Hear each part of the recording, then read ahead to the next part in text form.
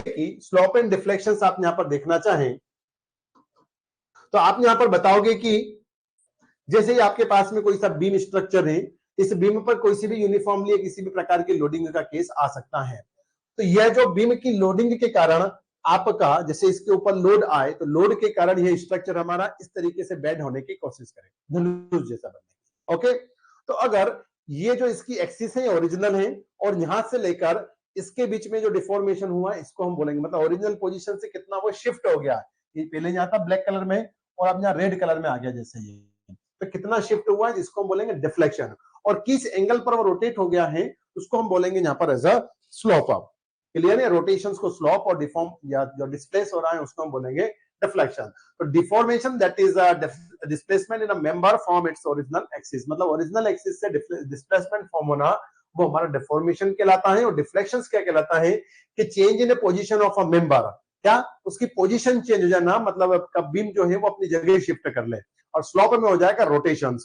Okay, अब अगर हम बात करें कि in case of beam deflection and slope developed due to the bending only, हम क्या मानते हैं कि बेंडिंग के कारण या एक्सियल फोर्सेस के कारण डिफ्लेक्शन या स्लोप नहीं होता है, only due to the bending forces या बेंडिंग स्ट्रेसेस के कारण हमारा स्लोप एंड डिफ्लेक्शन वहां पर डेवलप होता है। क्लियर है, तो आपने क्या बोला कि slope and deflection developed due to the bending in case of beam, and in case of column deformations will be developed due to the axial forces only। वहां पर सिर्फ एक्सियल यानी कि जो वर्टिकल फोर्स आ रहा होगा उस कॉलम के ऊपर, उसके कारण उसके अंदर स्लोप एंड डिफॉर्मेशन आ सकता है। उसी तरीके से अगर मैं बात करूं शाफ्ट के अंदर, तो शाफ्ट के अंदर टॉर्क के कारण डेवलप होगा, और जो ट्रसेस स्ट्रक्चर है उसमें भी हमारा एक्सियल फोर्सेस के कारण हम डिफॉर्मेशन मानते हैं, बेंडिंग मूवमेंट के कारण डिफॉर्मेशन नहीं मानते हो। ये भी ध्यान रखना कि in case of trusses deformation will be developed due to the axial forces only. Okay, जो ट्रस के मेंबर के ऊपर आएंगे। तो यहां पर आप अगर इनकी कुछ डेफिनेशंस देखना चाहें कि स्लोप और डिफ्लेक्शंस को आप किस तरीके से डिफाइन करेंगे, तो एक और आपकी यहां पर डेफिनेशंस आ जाएगी कि स्लोप ऑफ अ बीम क्या हो जाता है, जो थोड़ी देर पहले आपने पढ़ा तो उसी तरीके से कि slope at any section in a deflected beam is defined as the angle in radians, मतलब वो डिग्री में या रेडियंस में, which the tangent at the section makes with the original axis of the beam. मतलब जो tangent draw करूं अगर मैं, तो ओरिजिनल एक्सिस से जितना एंगल बनाएगा वो कहलाएगा मेरा कौन सा, स्लोप। ओरिजिनल एक्सिस से जो आपका स्ट्रक्चर क्या बनाएगा, रोटेशंस वाला पॉइंट। जैसे मान लो आपने यहां पर कोई लोडिंग लगा दिया, यह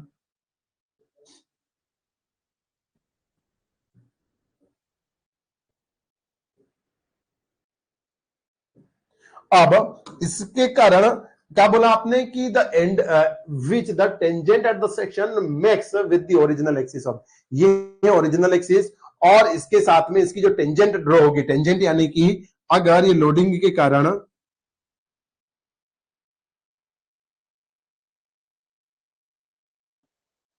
हमारा बीम भैया कुछ इस तरीके से हो गया, तो यहां पर इसकी जो टेंजेंट, टेंजेंट मतलब क्या है कि इस पर से स्पर्श रेखा ड्रॉ करो, किससे, कर्व से, जैसे स्पर्श रेखा आपने ड्रॉ करी,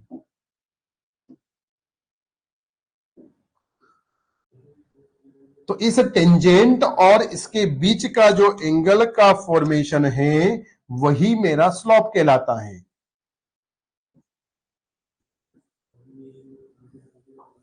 इसी तरीके से यहां पर भी हो जाएगा।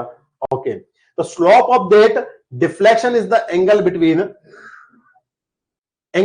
The initial position and the deflected position, मतलब डिफ्लेक्शंस का जो इनिशियल और ओरिजिनल पोजीशंस के बीच में एंगल होता है वही स्लोप होता है। दूसरी भाषा में बता दिया, क्योंकि डिफ्लेक्शन आपने इसको बोला, क्या बोला, देखो, the deflection at any point on the axis of the beam is the distance between its positions before and after the loading, मतलब लोडिंग के पहले आपका जैसे स्ट्रक्चर ऐसा था माना कि, और अगर लोड लगाया तो वो ऐसा हो जाता, जैसा जरूरी नहीं कि होगा, जैसे आपके जो घर में मकान है तो वहां पर बीम वगैरह पर लोड आ रहा है तो ऐसा नहीं कि वो डिफ्लेक्ट हो गया है, बट अगर मान लीजिए कि वो फ्लेक्सिबल होता रबर जैसा, तो जैसे ही वो लोड हटाया आपने तो ऐसा दिखता, और जैसे ही लोड लगाया तो आपको ऐसा दिखता। आप ऐसा सोच रहे हो या ऐसा बोल रहे हो, तो इन दोनों के बीच की जो गैप रहेगी उसी को हम बोलेंगे ऐसा डिफ्लेक्शन। तो आपने यही बोला है, और जो डिफ्लेक्शन के बीच का एंगल रहे, मतलब जो डिफ्लेक्टेड शेप और ओरिजिनल के बीच में जो एंगल रहेगा वो स्लोप बताया आपने। When a structure is loaded, may it be like that beam or slab, due to the effect of loads acting upon it, bends from its initial position, and that is before the load was applied. It means the beam is deflected from its original positions, and that is called as a deflection. जैसे इसको हम represent करेंगे आपका भैया यहां पर,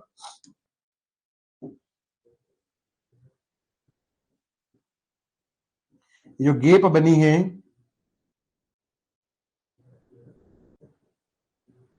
यह है डिफ्लेक्शन।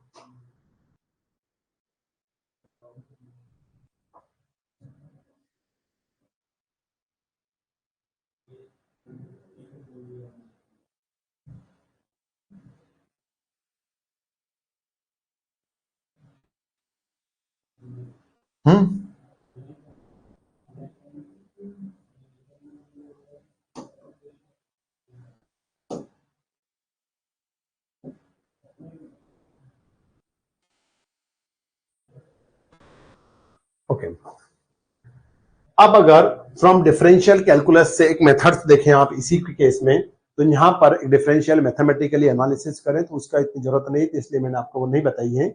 बट अगर फ्रॉम डिफरेंशियल कैलकुलेशन यानी कि उसी इक्वेशंस, कौन सी, बेंडिंग मोमेंट इक्वेशन जो है हमारे पास में, क्या लिखा कि from differential calculus the curvature at any point along a curve can be expressed as, किस केस में, अगर आपके पास में यह बीम हो, जैसे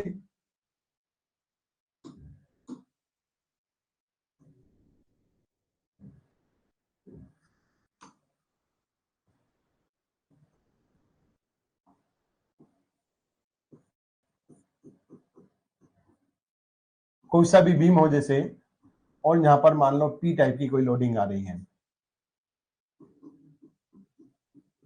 कोई से भी लोडिंग वगैरह यहां पर आ रहे हैं, तो उसके कारण इसका जो डिफ्लेक्टेड शेप बनेगा वो आपने यहां पर ये बना दिया। अब इस केस में, और इसको मैं एज अ डेल्टा रिप्रेजेंट करता हूं या वाई, यहां पर अगर आप देखें,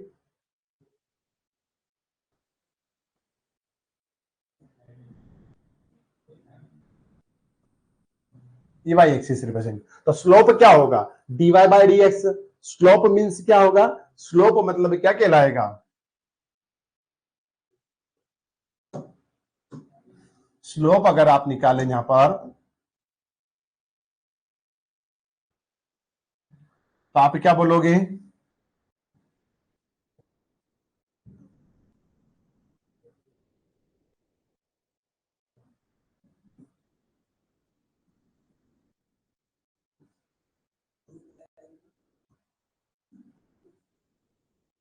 फॉर स्मॉल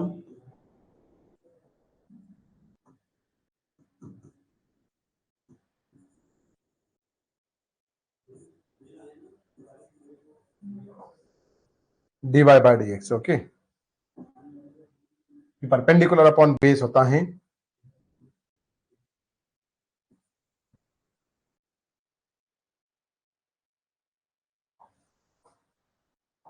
क्या बोला आपने कि परपेंडिकुलर अपॉन बेस क्या होता है, स्लोप, टेन थीटा। तो यहां पर अगर आप निकालें तो स्मॉल छोटे से एलिमेंट्स के लिए निकालें तो कितना हो जाएगा, dy by dx is your slope, और y आपका यहां पर रिप्रेजेंट करेगा आपको इज अ डिफ्लेक्शन। अब अगर आप यहां पर ये देख कर बोले,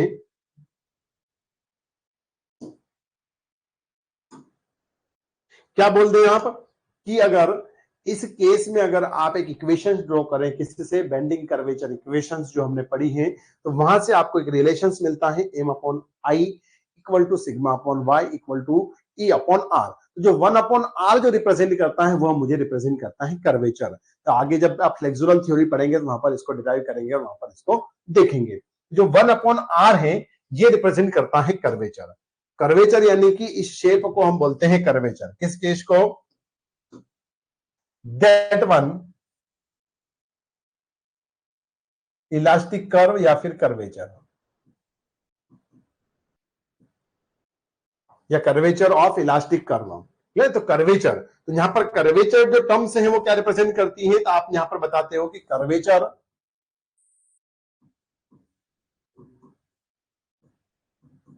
इज इक्वल टू होता है 1 अपॉन रेडियस। यानी कि आप देखिएगा जैसे कर्वेचर,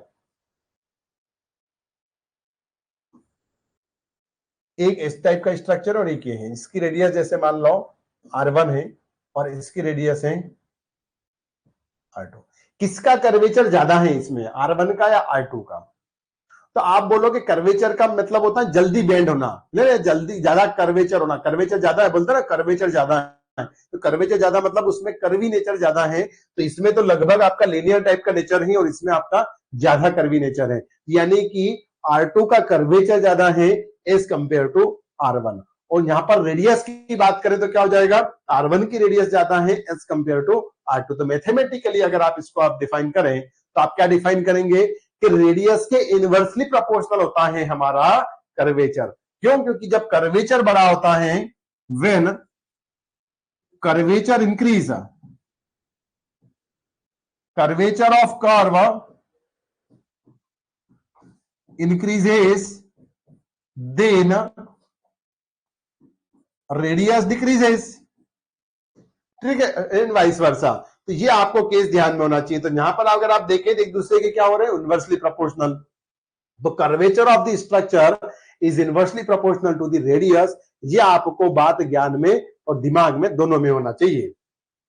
तो क्लियर है? तो आपने कर्वेचर को डिफाइन किया 1/r is equal to at the ratio of D square Y upon D X whole square whole upon 1 plus D Y by D X whole square and whole to the power 3/2 होता है। अब यहां पर आप देखें तो जो D Y by D X है वो स्लोप रिप्रेजेंट करता है। और आप देखिए कि जो बीम का डिफॉर्मेशन होना है तो ऐसा थोड़ी ना होगा 5 डिग्री 10 डिग्री 15 डिग्री 20 डिग्री हो जाएगा, नहीं भैया, वो 0.00005 रेडियन इस तरीके से कुछ पॉइंट में आता है हमारा, 0.005 0.0032 इस तरीके, वो भी रेडियन में। तो डिग्री में कहो तो माइनर सा यानी कि नेग्लिजिबल होगा हमारा।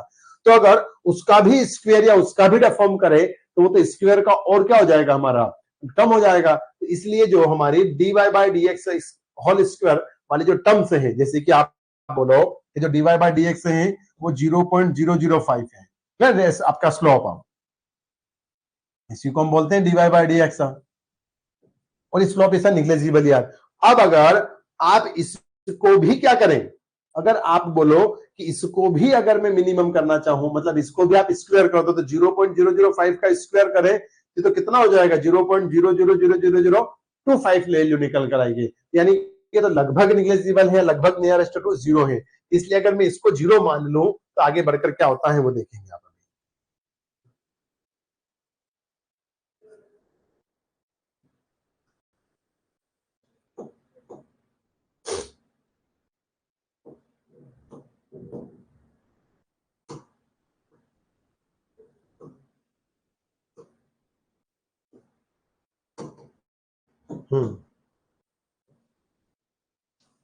तो क्या बोलेंगे आप कि अगर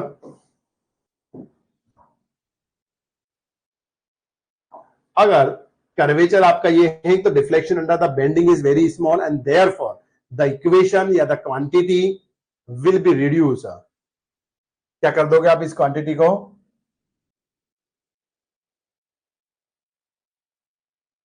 रिड्यूस कर दोगे, और रिड्यूस करने पर hence dy by dx which represents the slope of the curve जो आपको बताया गया है at any point of the deformed beam and will also be small, मतलब ये क्या होगा, स्मॉल होगा। तो इसका भी स्क्वायर तो और ज्यादा स्मॉल होगा, since dy by dx whole square is negligible insignificant and the simplified the above equations is that क्या होगी, तो 1 by is equal to d square upon dx, और जीरो की इक्विवेलेंट रखा तो d square y upon dx की equivalent हुआ।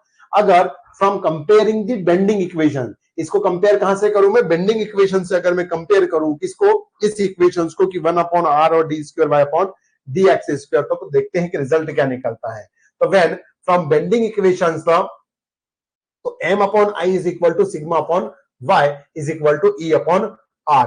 और अपने क्या बोल दिया कि इस इक्वेशंस को कुछ नाम दे दो भैया, आप क्या दे देंगे, आप इसको कुछ नाम दे दिया आपने, तो दे दो नाम आपको जो अच्छा लगे। तो आपने इसको नाम दे दिया, मान लीजिए इक्वेशन नंबर 1 कोई सा। तो फ्रॉम इक्वेशन 1 क्या लिख लेंगे आप, comparing from the equation 1,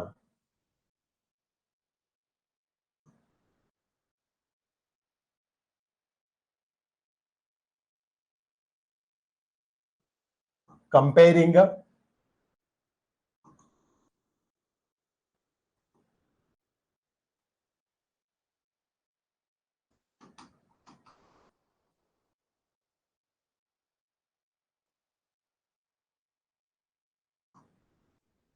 from equation one. अगर वन इक्वेशन नंबर वन से कंपेयर करें तो क्या निकलेगा, 1/r इज इक्वल टू,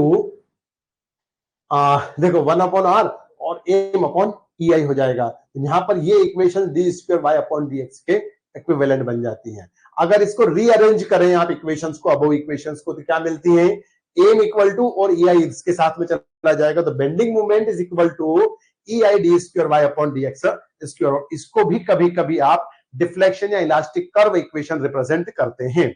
जो इक्वेशंस आपको यहां पर दिख रही है ना, m equal to ei D square Y upon dx whole square is also called the equation of elastic curve, और इसको तो आप बोलते हैं इक्वेशन ऑफ इलास्टिक कर्व। ये ध्यान रखना, ये लिख देता हूं मैं यहां पर, this one is equation of elastic curve.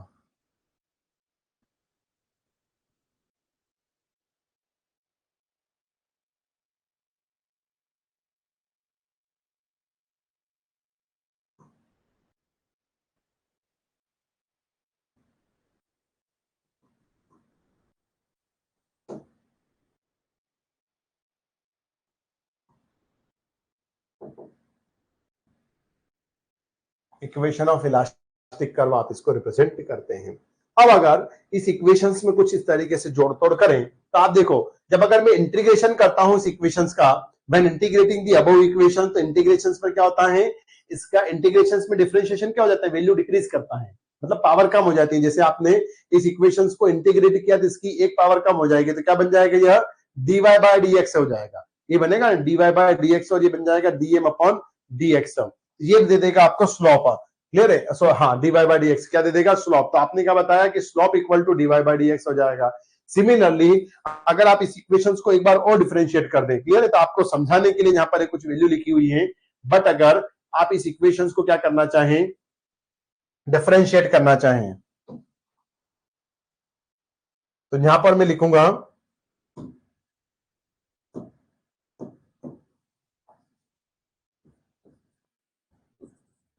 when integrating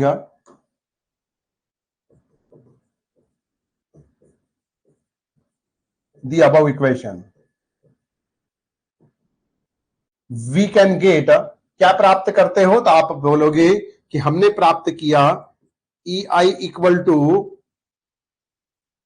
dy by dx is equal to dm by dx,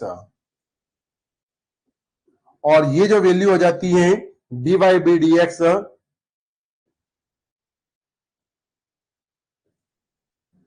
is equal to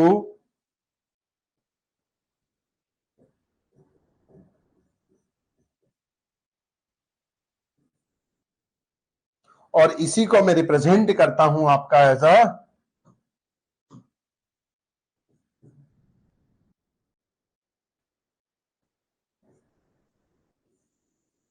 slope theta, clear. इस इक्वेशंस को फिर आप क्या कर दो, डिफरेंशिएट कर दो, again differentiating the above equation, तो आप लिख दोगे इसको,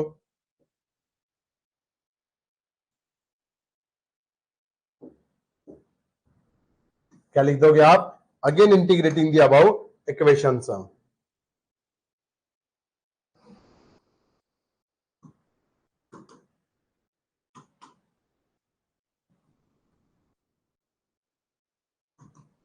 अगेन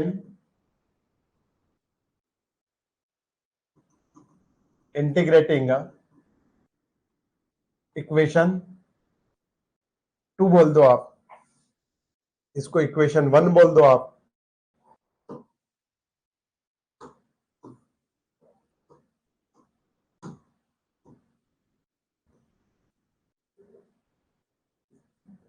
तो अगर आपने इसको इंटीग्रेट किया तो आपको क्या मिलेगा, देखो आप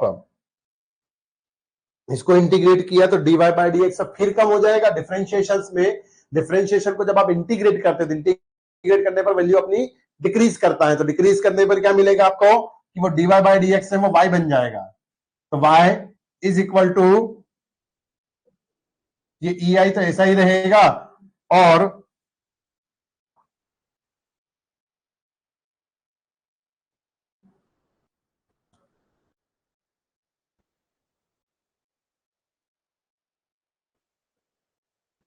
यहां पर ध्यान रखिएगा ये dm बाई dx थोड़ी ना बनेगा,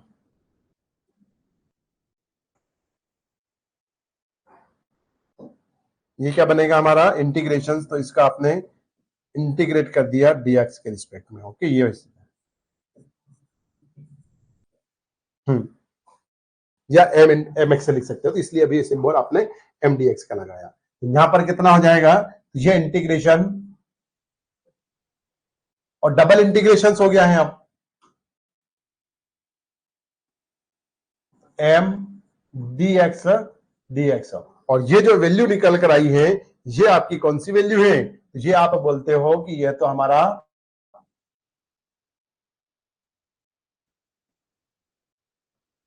डिफ्लेक्शन है जिसको हमने डेल्टा नाम दिया है। नहीं, डेल्टा। ओके, अगर आप अब इन इक्वेशंस को क्या कर दें, इस इक्वेशंस को इंटीग्रेट के बजाय डिफरेंशिएट कर दें, अगेन डिफरेंशिएट करने पर इसकी पावर 3 हो जाएगी और ये बन जाएगा आपका dm बाई dx और वो बना देगा आपको as a rate of loading और शियर फोर्स को दे देगा, शियर फोर्स। अगेन आपने उसको डिफरेंशिएट किया तो वो आपको, अब क्या लिख सकते हो आप,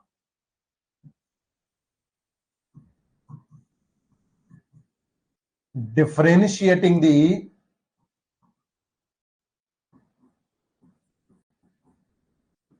इक्वेशन 1। इक्वेशन 1 को अगर आपने डिफरेंशिएट किया तो ये बनेगा हमारा इक्वेशन 1। ओके, तो ये क्या बन जाएगा, D cube bye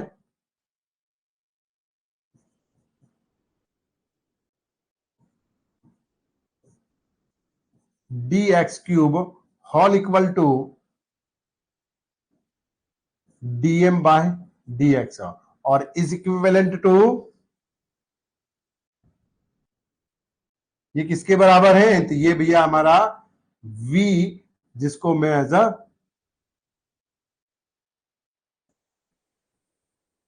shear force कह रहा हूं मैं रिप्रेजेंट। अगर इसको एक बार और डिफरेंशिएट कर दो तो स्लोप ऑफ बेंडिंग मोमेंट क्या देता है, शियर फोर्स देता है। और अगर इसको एक बार और डिफरेंशिएट कर दो तो ये आपको क्या कर देगा, ये आपको स्लोप ऑफ शियर फोर्स दे देगा और स्लोप ऑफ शियर फोर्स हमारा रेट ऑफ लोडिंग के बराबर होता है, ये भी आप यहां पर बता सकते हो।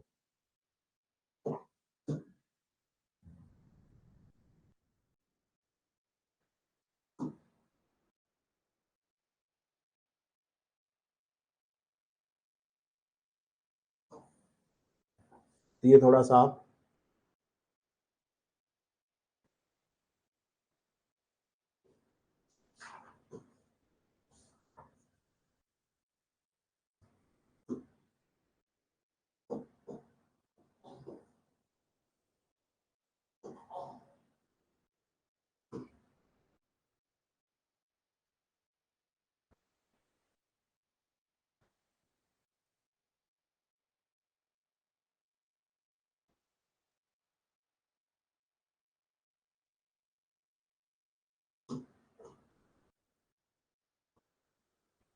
तो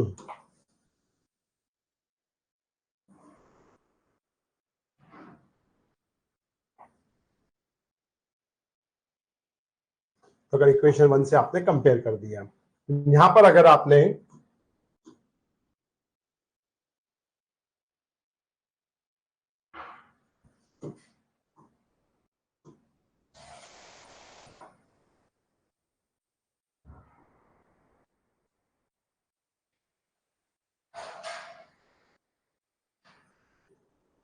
नेक्स्ट केस ले लिया कि अगर मैं इसको फिर डिफरेंशिएट करूं,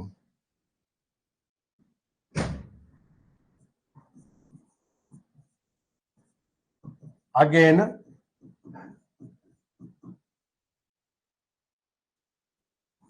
डिफरेंशिएटिंग दी इक्वेशन, इसको नाम दे दो जैसे इक्वेशन नंबर 3 है कोई सा, इस इक्वेशन 3 को आप क्या कर दो, डिफरेंशिएट कर दो। तो डिफरेंशिएट करने पर आपको जो रिजल्ट मिलेगा वो आपको भैया क्या मिलेगा, ये मिलेगा E I D to the power 4 D X 4, और ये बनेगा D square M upon D X square, या फिर यह बनेगा D V by D X. और यही जो आपने पढ़ा है, यह जो इक्विवेलेंट होता है ये होता है हमारा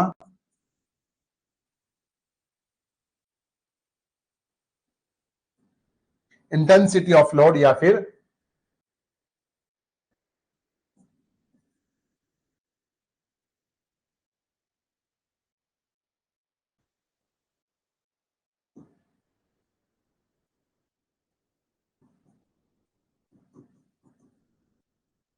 इंटेंसिटी ऑफ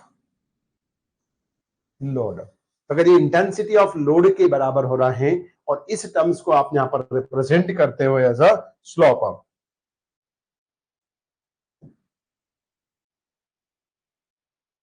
ये आपने पढ़ा है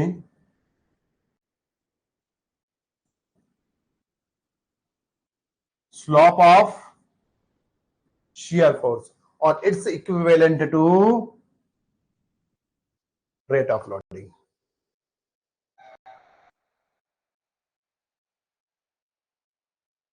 यही आपने यहां पर पढ़ा है। ओके, अब इसमें आगे जाएं और आप इनकी कुछ मेथड्स देखें कैलकुलेट करने की, कि methods of determination of slope and reflection. मतलब पर्टिकुलर किसी बीम के केस में अगर आपको स्लोप को कैलकुलेट करना हो तो उसके लिए कौन कौन सी मेथड्स हम फॉलो कर सकते हैं, कौन कौन सी मेथड्स आपको देखने को मिलेगी, तो वो आप यहां पर बता सकते हो। तो कौन कौन सी मेथड आपको देखने को मिलेगी, आप बोलोगे डबल इंटीग्रेशन मेथड, कौन कौन सी मिलेगी आपको,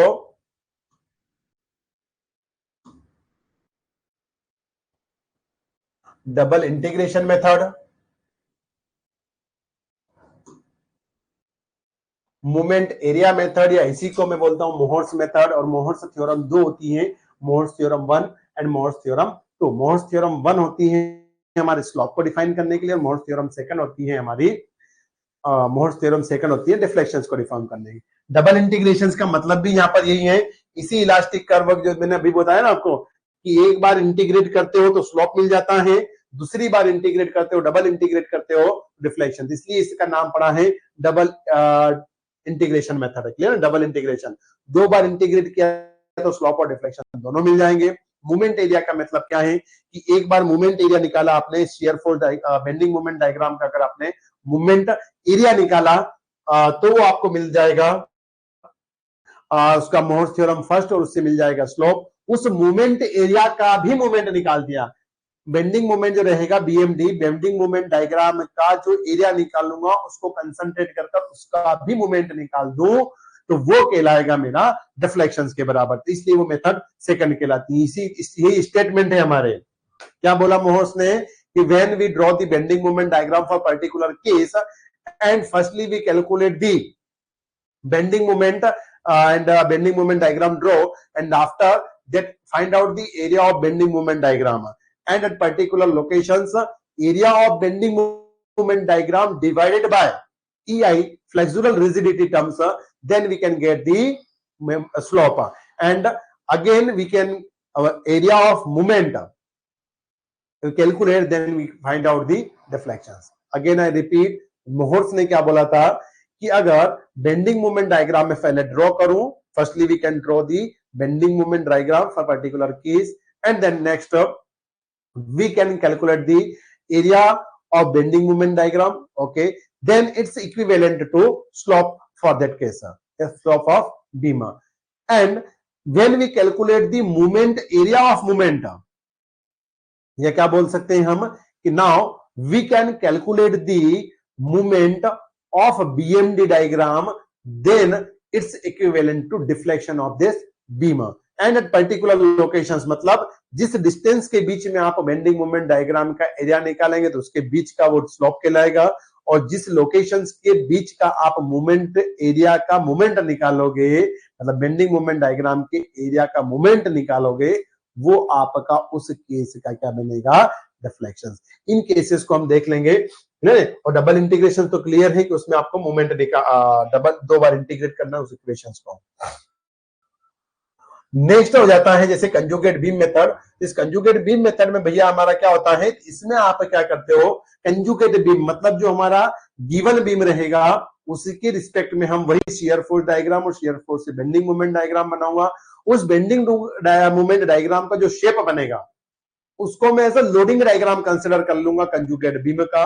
और उसके सपोर्ट कैसे बनाऊं उस बेंडिंग मोमेंट डायग्राम के, तो सपोर्ट ऐसे बनेंगे कि जो गिवन बीम होगा उसके सपोर्ट के इनवर्स बनाऊंगा, या फिर इस तरीके से अगर फिक्स्ड है तो सपोर्ट फ्री हो जाएगा और फ्री है तो सपोर्ट हमारा क्या हो जाएगा, फिक्स्ड हो जाएगा।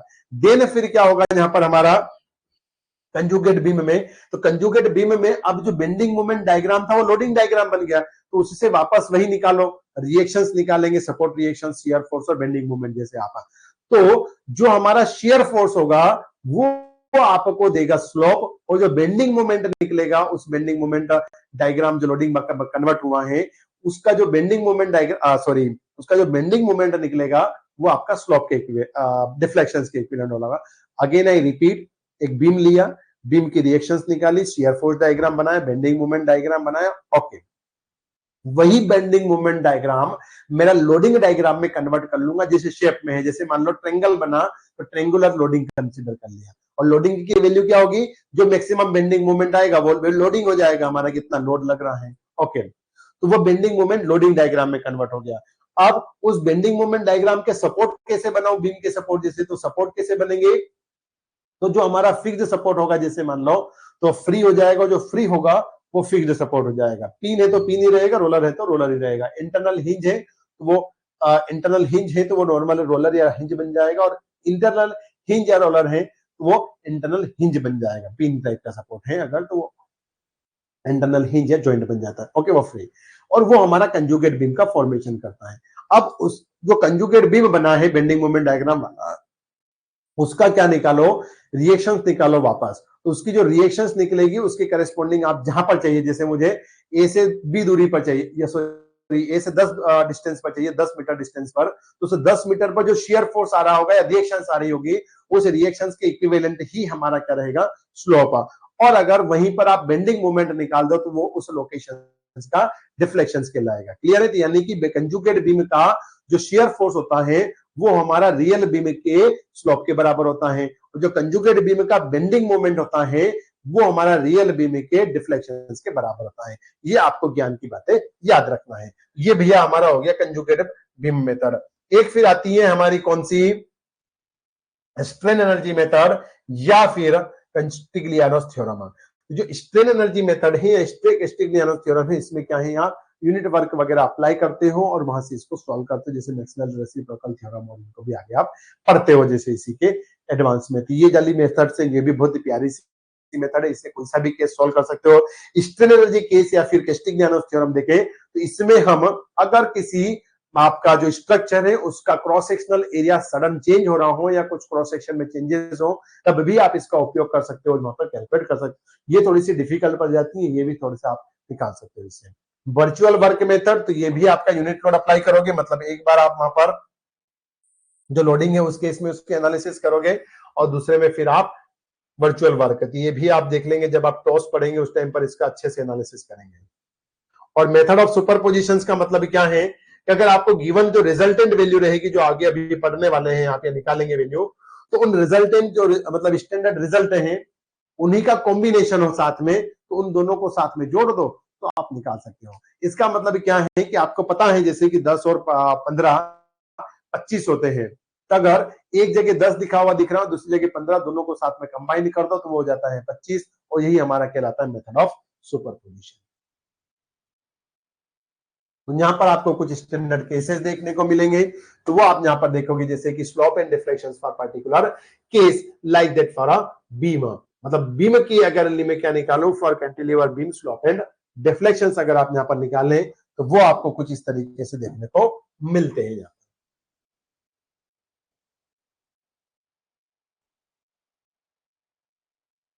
ये स्टैंडर्ड केसेस है, जैसे अगर लोडिंग पी टाइप की हो, कौन सा लोडिंग हो गाइस, हमारा पी लोड हो, और पी लोडिंग पर, लोडिंग कैसी है आपके पास में, पी लोडिंग हो फ्री सपोर्ट पर कैंटिलीवर बीम में, तो वहां पर मैक्सिमम डिफ्लेक्शन कितना होता है और स्लोप कितना होता है, ये आपसे पूछा जाता है। तो आपने बताया कि जो मैक्सिमम डिफ्लेक्शन होता है वो पीएल क्यूब बाय 3EI, और इसके लिए हो जाएगा पीएल स्क्वायर अपॉन 2EI बन जाता है।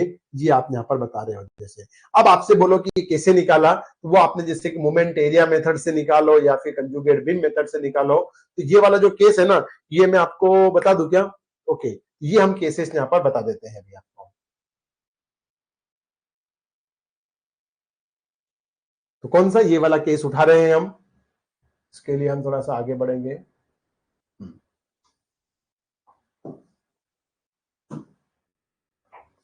आपने जैसे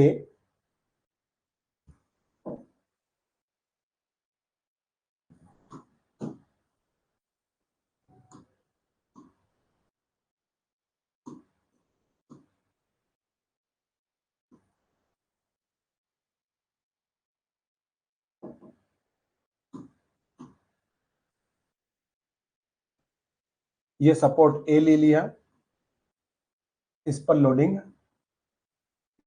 पी आ रही है, इसके बीच की जो लेंथ है वो एल, इतना ही पता है आपको। इसका वही आप बना दो शियर फोर्स डायग्राम और बेंडिंग मोमेंट है। रिएक्शंस पता है आपको, इसलिए मैं आपको बार बार रिपीट नहीं करूंगा। यहाँ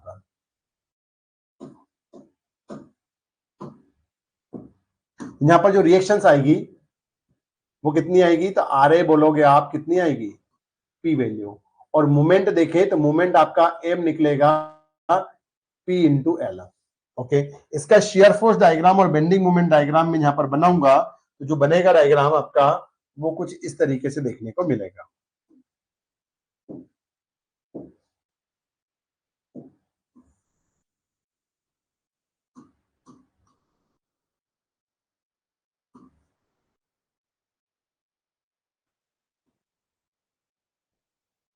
किस तरीके से कि ऊपर जाएगा लोडिंग और नो लोड नो स्लोप,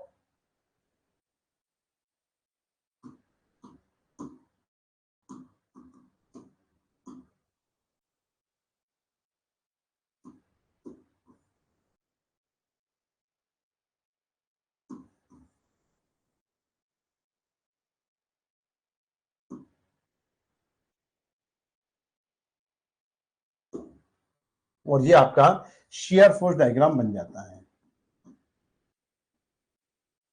ये बी सपोर्ट ये है, और ये लोडिंग की वैल्यू यहां पर पी है। ओके, कोई दिक्कत नहीं है।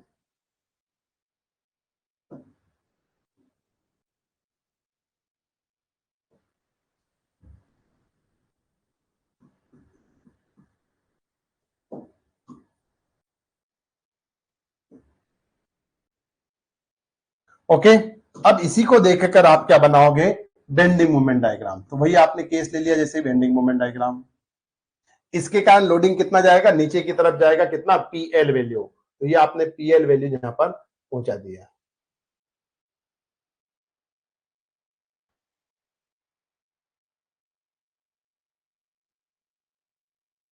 ये नीचे की तरफ, फिर क्या बोला, पॉजिटिव और कांस्टेंट है, तो उसके लिए स्लोप हमारा कैसा होता है, इंक्रीजिंग शेप में। तो ये आपने इंक्रीजिंग शेप में बना दिया इसका नेचर। ये क्या बना है हमारे पास में, तो आप बोलोगे ये इसका बेंडिंग मोमेंट डायग्राम यहां पर ड्रॉ किया। ओके, यह वैल्यू कितनी है, तो ये वैल्यू है मैक्सिमम पीएल, जिसको आपने मोमेंट बोला है। ओके, अब अगर आप इसी डायग्राम को किसी से मेथड से सॉल्व करें, कि इसको आप दो तीन अलग अलग मेथड से स्लोप निकालें, क्या निकालें आप इसका slope, by with the help of moment area method या with the help of conjugate beam method. तो अगर मैं निकालू इसको जैसे मोमेंट एरिया मेथड से निकाला, किससे निकालेंगे हम, मोमेंट एरिया मेथड। तो मोमेंट एरिया मेथड से क्या हो जाएगा कि इस डायग्राम को कन्वर्ट करूंगा मैं M upon E I diagram में। और मोमेंट एरिया मेथड क्या निकालेंगे कि for slope and deflection calculation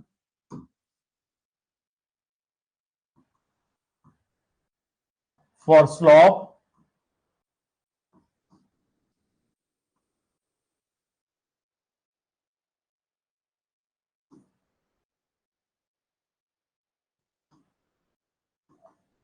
and deflection, वही थीटा एंड डेल्टा, अब मैं बार बार थीटा और डेल्टा ही लिखूंगा, okay. For slope and deflection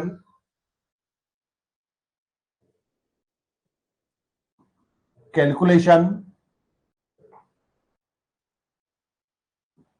by movement area method. तो क्या कर लेंगे हम, BMD convert into M upon EI diagram ले रहे, या फिर आप यहां पर फार्मूले के फॉर्म में भी लिख सकते हैं कि स्लोप क्या होता है, तो स्लोप इक्वल टू होता है M upon EI diagram.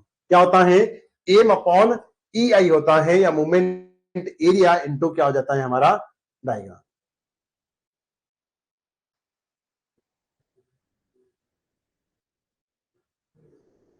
For slope and deflection by movement area method, तो क्या हो जाता है, तो आप इसमें लिख सकते हो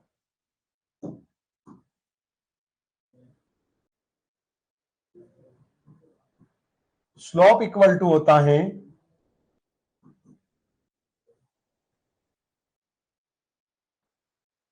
area of BMD upon EI. और एरिया ऑफ बीएमडी यानी कि क्या हो जाएगा हमारा, कि जिस पर्टिकुलर लोकेशंस के बीच में आपको चाहिए, जैसे कि आपका जो स्लोप का डायग्राम बनेगा, तो स्लोप का डायग्राम ऐसे ही बनेगा, तो आपका कहां से स्लोप आ रहा है, इसके बीच का और यहां से, ये आपको निकालना है। तो एरिया ऑफ बीएमडी, और इसी इक्वेशंस को आप बोलते हैं Mohr's first theorem.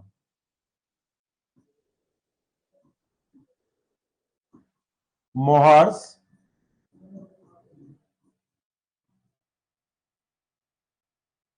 First theorem. तो मोहर्स फर्स्ट थ्योरम ने क्या बोल दिया है कि थीटा इज इक्वल टू क्या हो जाएगा, कि एरिया ऑफ बीएमडी, और यहां पर एरिया ऑफ बीएमडी क्या हो जाएगा, 1/2 बेस इंटू हाइट। तो बेस कितना है, एल का, तो ये रहा बेस इंटू हाइट कितनी है,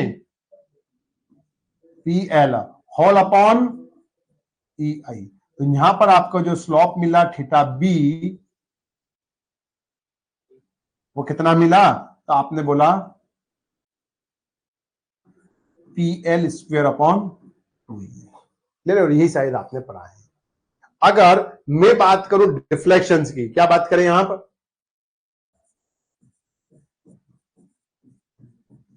डिफ्लेक्शन यानी कि डेल्टा इज इक्वल टू होता है area of BMD upon E I into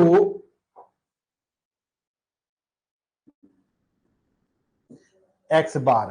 अब ये एक्स बार क्या है, सीजी से उसकी दूरी, किससे, लोडिंग डायग्राम को कहां पर प्लेस करोगे, यानी कि area of BMD is equal to movement हो गया ना, वो तो लोड इंटू परपेंडिकुलर डिस्टेंस हो गया वो, जैसे इस डायग्राम में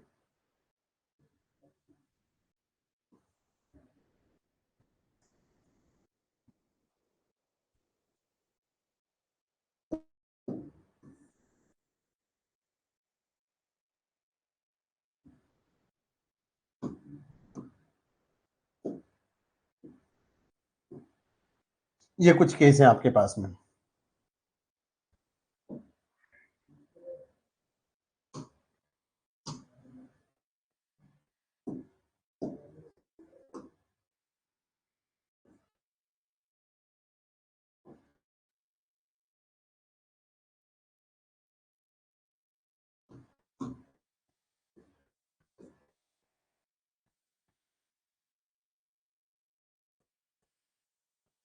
और ये डिस्टेंस, ये क्या कहलाती है, एक्स बार। एक्स बार क्या हो गया हमारा, कि उस मूवमेंट एरिया बता रहा है, ये क्या बता रहा है, मूवमेंट ऑफ एरिया, या movement area of BMD.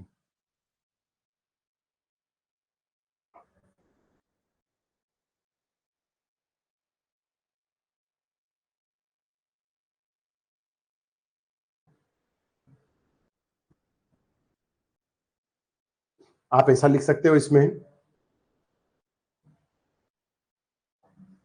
these terms will be representing as a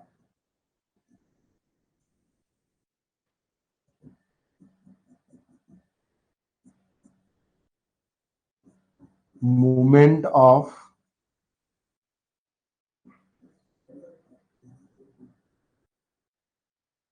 area of BMD। और यही जो इक्वेशंस कही गई हैं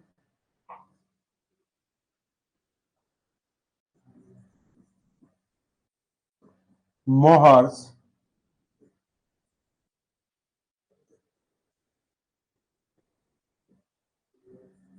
सेकंड थ्योरम, मोहर्स की सेकंड थ्योरम है। ओके, तो अब आप यहां पर डिफ्लेक्शंस निकाल लोगे। तो डिफ्लेक्शंस कैसे निकलेगा, तो आप बताओगे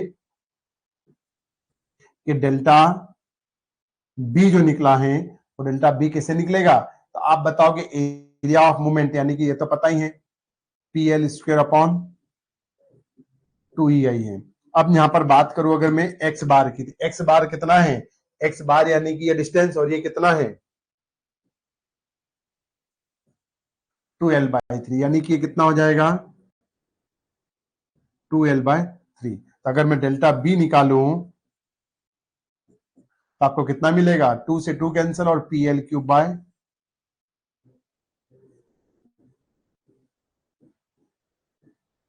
और यही आपने शायद फार्मूले पढ़े हैं अभी।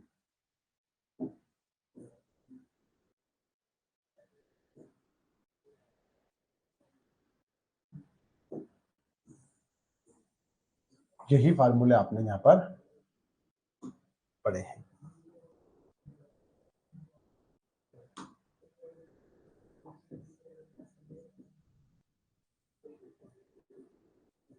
ये P लोड, ये B और ये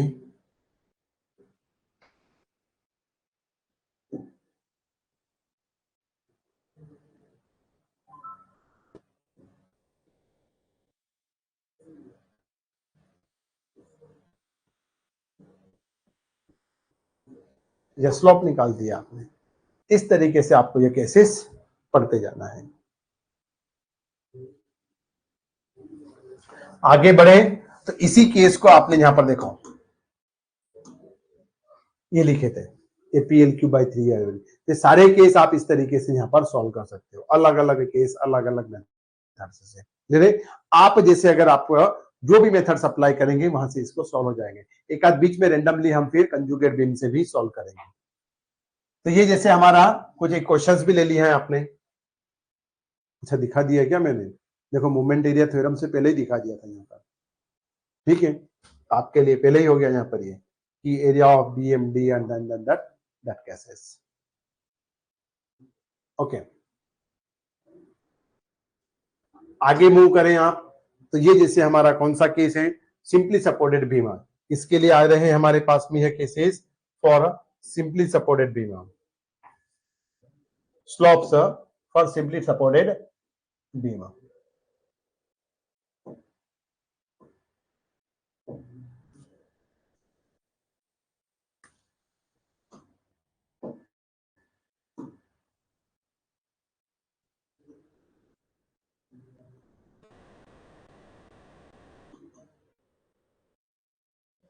simply supported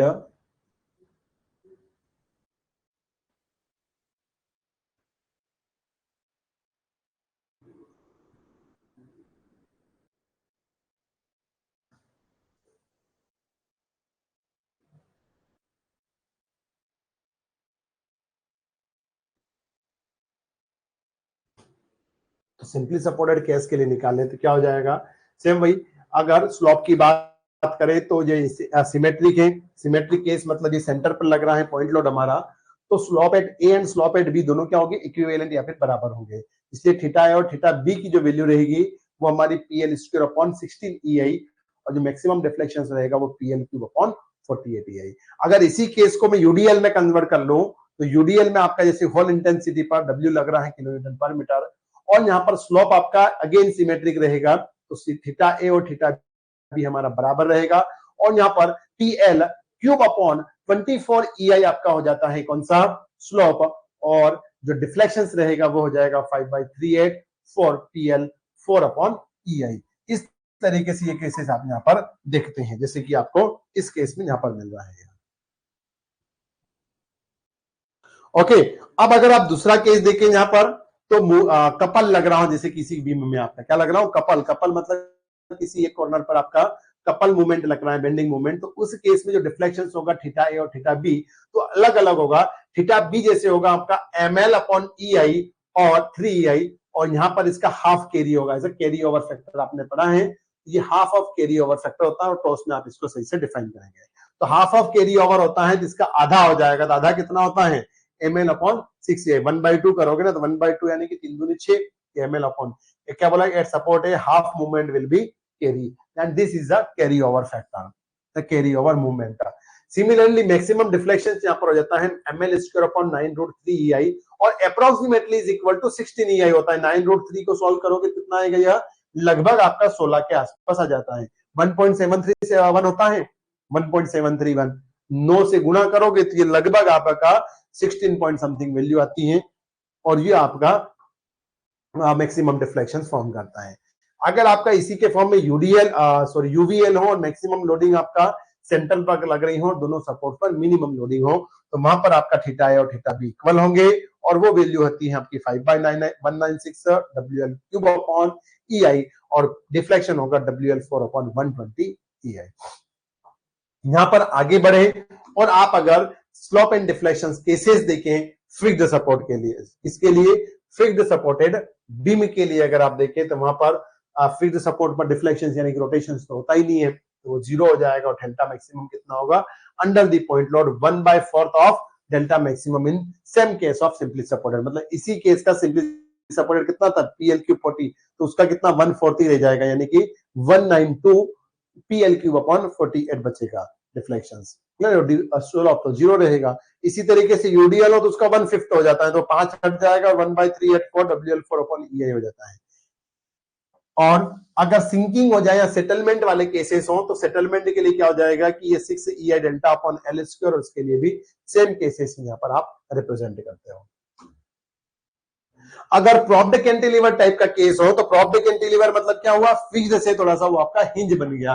तो आपने यहाँ पर क्या बताया कि इसके लिए कपल वाला केस हो तो ml अपॉन 4EI होता है to calculate the movement when theta given. तो मूवमेंट कितना निकलेगा, 4EI theta B upon L निकल जाएगा। When in a propped cantilever, question आया हुआ है इसलिए मैंने यहाँ पर रिपीट किया है, when in a propped cantilever beam prop end will be settled by delta, then resisting moment required to fix the day। मतलब इसको अगर प्रॉप्ड कैंटिलीवर मूवमेंट जो बीम है उसका जो सपोर्ट है वो डेल्टा अमाउंट से सेटल हो जाए, उसको रिकवर करने के लिए कितना मूवमेंट आपको रिक्वायर्ड होगा। तो कितना मूवमेंट रिक्वायर्ड होगा, देखो ये आपका जो केस है, तो आपका अगर ये डेल्टा नहीं, सॉरी यहाँ पर अगर ये फिक्स्ड होता तो कितना डिफ्लेक्शन होता, तो आपने बोला है कि सेटलमेंट के केस में यहाँ पर 6EI डेल्टा अपॉन L² होता, यहाँ पर भी 6EI डेल्टा अपॉन L², यानी जब ये फिक्स्ड होता। बट अगर ये फिक्स्ड नहीं है और हिंज है, तो यहाँ पर मूवमेंट तो आता ही नहीं है, तो मूवमेंट नहीं आएगा तो इसको क्या करोगे आप, रिवर्स कर दोगे भैया, यहाँ पर मूवमेंट डेवलप ही नहीं होता है तो उसको 0 करना है। जैसे प्लस का 10 लग रहा है तो क्या कर दोगे, माइनस का 10, तो प्लस का 10 माइनस का 10 एक दूसरे को बैलेंस कर देंगे 0। तो वही किया आपने 6EI डेल्टा अपॉन, उसको बैलेंस करने के लिए क्या कर दिया आपने 6EI डेल्टा अपॉन L²। तो इसको ये क्या कर देगा, फिर यहाँ पर हाफ कैरी होता है तो हाफ कितना हो जाएगा 3EI डेल्टा अपॉन L²। तो इसके केस में यहाँ पर मूवमेंट कितना होना चाहिए फिक्स्ड पर, आपका 3EI डेल्टा अपॉन L² आपको यहाँ पर होना चाहिए।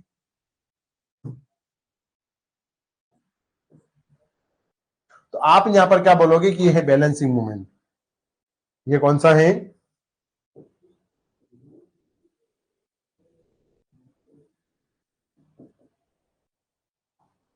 Balancing movement.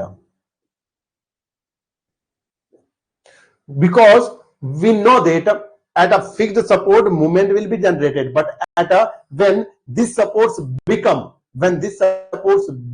as a hinge, then there no movement will be developed, hence this movement will be balanced। ये इतना यहां पर बनेगा, तो आप चाहे तो यहां पर साइड में लिख लेना।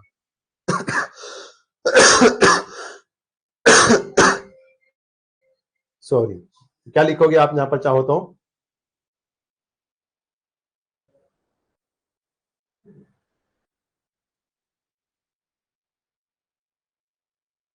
क्या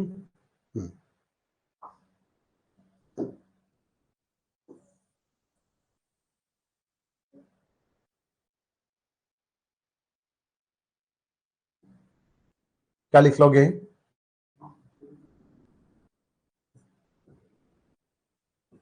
when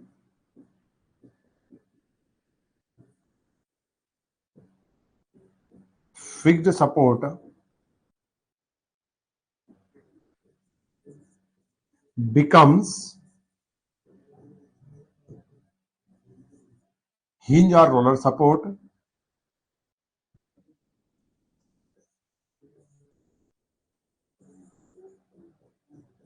then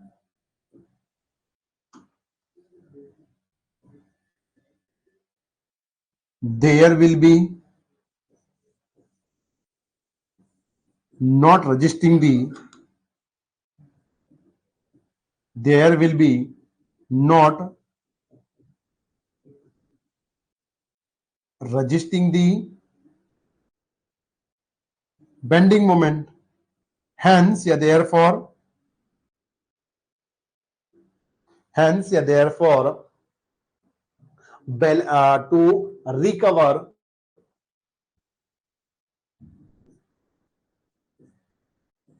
to recover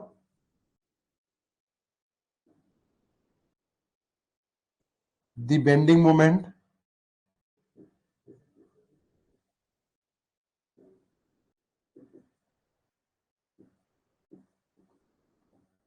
balancing moment will applied. Balancing moment हम क्या करेंगे वहां पर फिर अप्लाई करेंगे। तो कर दिया आपने यहां पर अप्लाई, ओके। और बैलेंसिंग मूवमेंट के कारण यहां पर ये क्या आएगा? Carry over factor for balancing movement, और ये कितना कर देगा फिर यहां पर 3 डेल्टा अपॉन। ये केस आता है कि अगर आपका सपोर्ट फिक्स्ड हो तब रेजिस्टिंग मूवमेंट कितना आता है?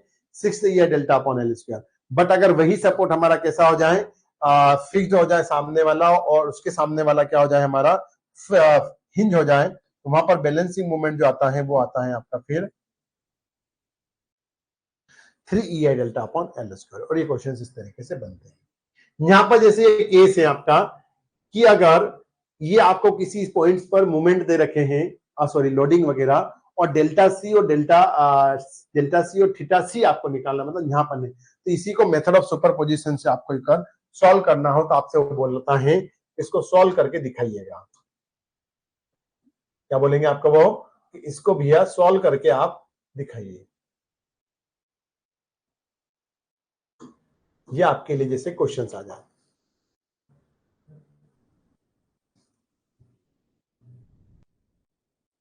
किसको सॉल्व करके दिखाइए। जैसे कि ये तो आपने कर ही लिया था, ये वाला केस। इस केस को आपको क्या करना है? सॉल्व करना है। तो सेम वही केसेस आते हैं यहां पर कि इस तरीके से आप इनको सॉल्व करेंगे। इनको सॉल्व करने का तरीका क्या है कि आप इसमें क्या अप्लाई करेंगे? फ्री बॉडी कंडीशंस, या फिर इनके टुकड़े कर करके देखेंगे कि अगर यहां पर होता तो क्या होता, यहां पर होता तो क्या होता। By applying the balancing condition या by applying the free body condition, कुछ इस तरीके से आप यहां पर देख सकते हो। ठीक है, इसके लिए जैसे अगर आप यहां पर एक केस ले लें,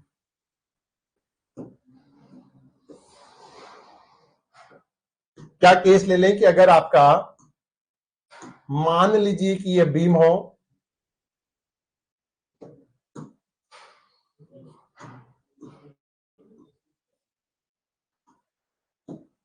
मान लीजिए कि आपका यह केस हो और यहां पर लोडिंग आ रही हो आपके पास में यह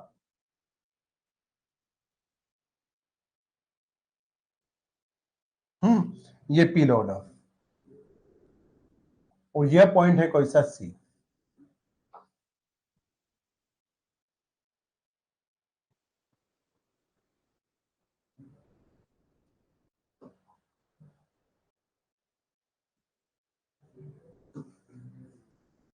और इनके बीच की जो डिस्टेंस है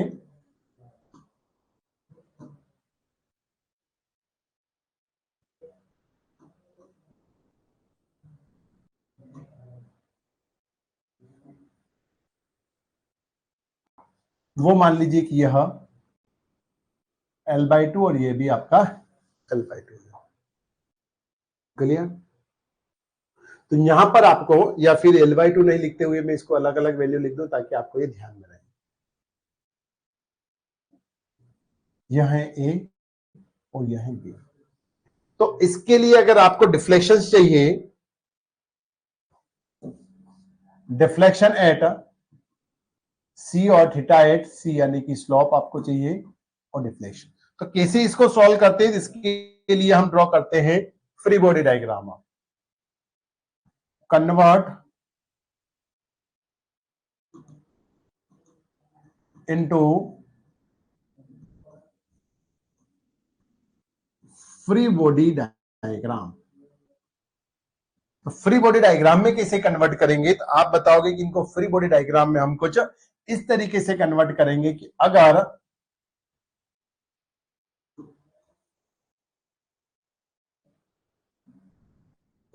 ये डिस्टेंस आप वहां से ले लेना, तो यहां पर हटा रहा हूं मैं।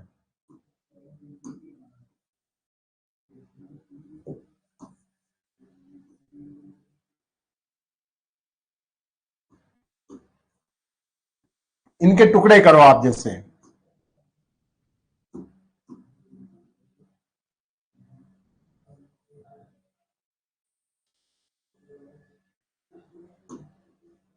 ठीक है, ले लो आप यहां पर ये। इनके टुकड़े करो तो क्या होगा कि न्यूटन्स का लॉ क्या बोलता है, एवरी एक्शन है इक्वल एंड अपोजिट रिएक्शन। अगर ये दूसरे से एक दूसरे से ज्वाइंट है तो ज्वाइंट होने पर क्या होगा, जितना फोर्स नीचे की तरफ आ रहा है उतना ही उसने ऊपर पर फोर्स दिया होगा यहाँ पे, यानी कि आपको इतना ही फोर्स यहाँ पर ये बैलेंसिंग लग रहा होगा। क्लियर है, इसको हम बोलेंगे balancing force.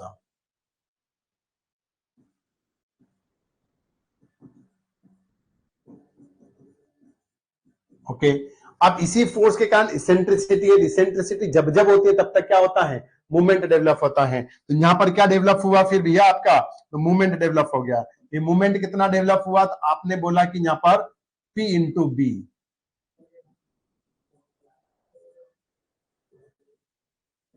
Movement develop. Okay, अब अगर ये रिएक्शन फोर्स इतना गया है तो इधर भी फिर वापस इतना ही रिएक्शन वाला फोर्स आपको यहां पर बैलेंस करते हुए आएगा।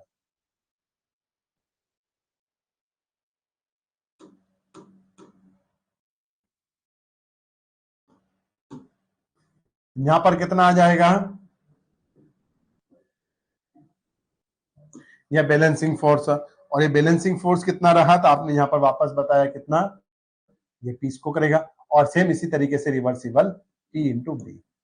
बस कुछ नहीं है, बस इसको सॉल्व कर लो। अब यहां पर ही तो निकालना था। ये केस कैसा बन गया, जैसा कि आपका इसके पीछे वाला है कैंटिलीवर था, ऐसे ही तो पी लोड है और यहाँ पर डिस्टेंस पी बी की जगह ये एल है।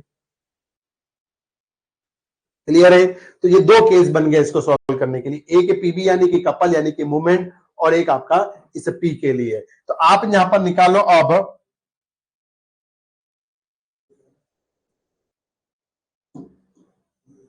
मूवमेंट, तो क्या निकलेगा, इसको मैं क्या कर सकता हूं, इन दोनों को अगर तोड़ू तो मैं इस तरीके से लिख सकता हूं क्या,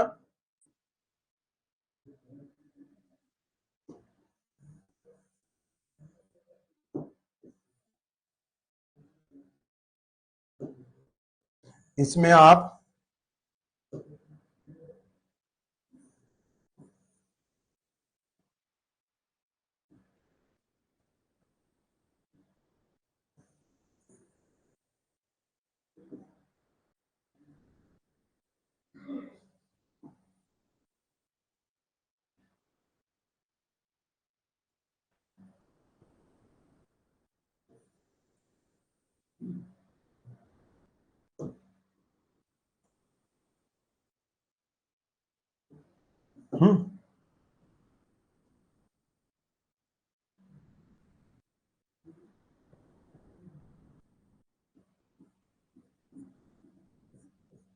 इन दोनों को प्लस कर दो तो वो आपको रिफ्लेक्शंस मिल जाए। इसके कारण कितना मिलेगा, तो ये बना आपका कौन सा था, पी। इसके कारण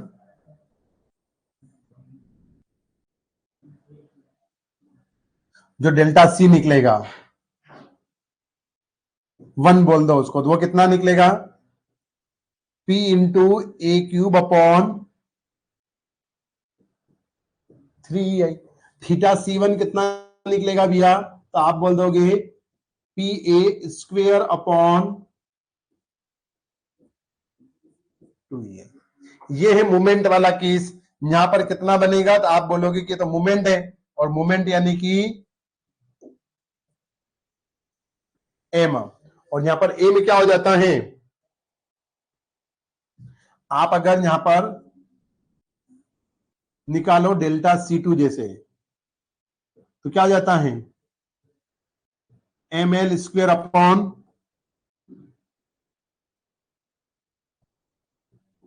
2E। तो एम की जगह क्या है पीबी, और एल की जगह क्या है यह ए, यानी कि ए स्क्वेयर अपॉन 2EI। उसी तरीके से थीटा C2 निकालो तो कितना निकलेगा एम एल अपॉन ई आई। एम कितना है पी इंटू बी, और एल कितना है ए अपॉन ई आई। इन दोनों को सॉल्व कर दो, डेल्टा सी कितना होगा हमारे पास में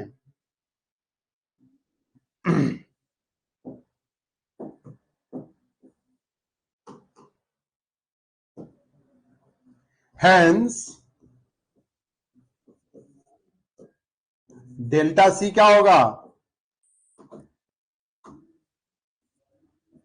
delta C1 plus delta C2, यानी कि उसकी जो वैल्यू होगी वो होगी हमारे पास में P A cube upon 3EI plus P into B A square upon 2EI। Similarly अगर आपसे पूछे स्लोप, तो थीटा सी किसके बराबर होगा, तो theta C1 plus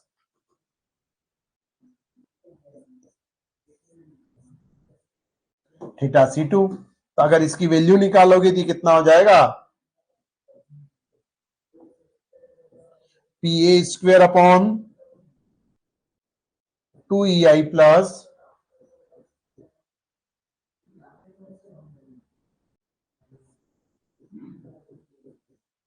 whole upon E. Clear, इन दोनों की वैल्यू आप यहां पर कंपेयर करोगे तो आपको रिजल्ट यहां पर देखने को मिल रहा है।